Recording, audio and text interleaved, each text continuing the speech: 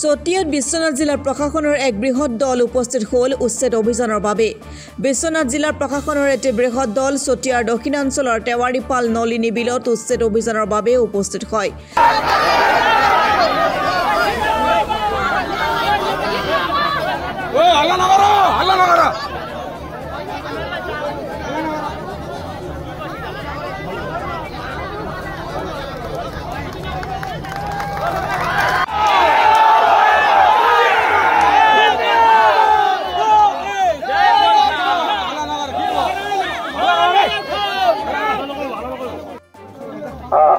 আমাৰ এম্বেংকমেন্টৰ ওপৰত যিসকল আছে তেখেতসকলক আঁতৰি আহিবৰ বাবে অনুৰোধ জনা হ'ল।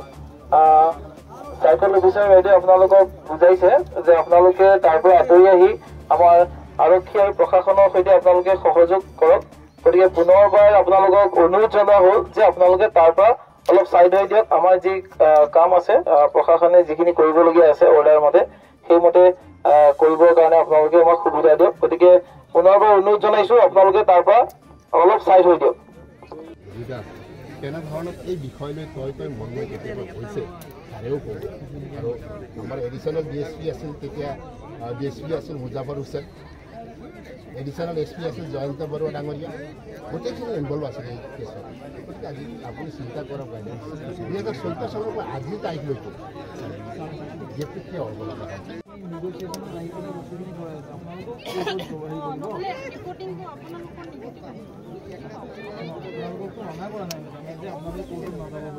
আপোনালোকৰ যদি অৰ্ডাৰ লৈ আহে ইয়াত বন্ধ কৰিব আমি আহিম।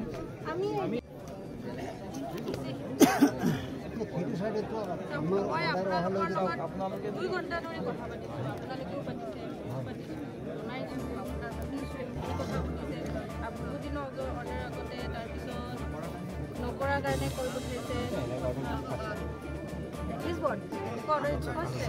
আপোনালোকেও চান্স পাব যে আপোনালোকৰ অৰ্ডাৰ ৰাখিব, কিন্তু এইটো যদি আপোনালোকে কৰিব দি দিয়ে তেতিয়া you will be a negative. Opposite party negative হ'ব, ৰিপৰ্টত লিখা যাব, আমাক একশ্যন টেকেন ৰিপৰ্ট দিছে লিখিব কাৰণে, যোনটো হৈছে মই লিখিব লাগিব। ত' আপোনালোকৰ এপিলত কোৰ্টে ক'ব আপোনালোকে কোৰ্টৰ আইনটো কিয় স্থানীয় ৰাইজ আৰু প্ৰশাসনৰ মাজত তীব্ৰ বাকযুদ্ধ। উত্তপ্ত পৰিস্থিতিৰ সৃষ্টি হৈছে টেৱাৰীপালৰ নলিনী বিলৰ পাৰত। মহামান্য আদালতৰ নিৰ্দেশ অমান্য কৰাৰ বাবে কেইবাবাৰো জিলা প্ৰশাসনৰ হৈ নদুৱাৰ ৰাজচক্ৰ বিষয়াক অৱগত কৰিছে স্থানীয় ৰাইজে। এফালে স্থানীয় ৰাইজ, আনটো দিশত জিলা প্ৰশাসনৰ বৃহৎ দল। ৰাইজৰ স্থিতিত প্ৰশাসনে পিছুৱাবলগীয়া হ'ল বুলডোজাৰ।